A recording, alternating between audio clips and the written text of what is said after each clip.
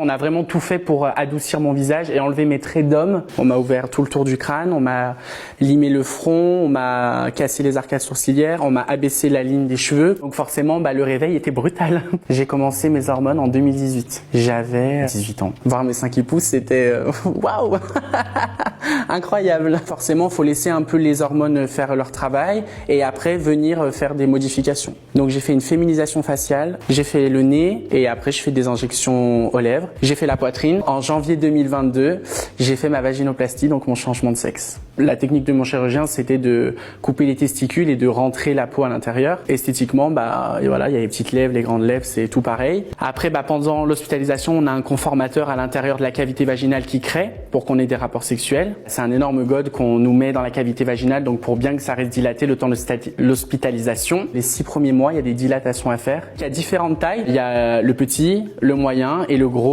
Donc le petit c'est 5 minutes, le moyen c'est 10 minutes et le gros c'est 15 minutes et ça 4 fois par jour. À partir de 3-4 mois, on peut avoir des rapports sexuels. La première fois que j'ai vu mon vagin, ma vulve, en fait c'était tellement comme si c'était normal et que j'étais une fille depuis tout ce temps et que j'avais un vagin imaginaire que pour moi en fait c'est comme si j'avais jamais eu de zizi, que ça avait toujours été comme ça quoi. Pour moi ma transition est finie. Maintenant je suis complètement la femme que je voulais être et je suis très heureuse.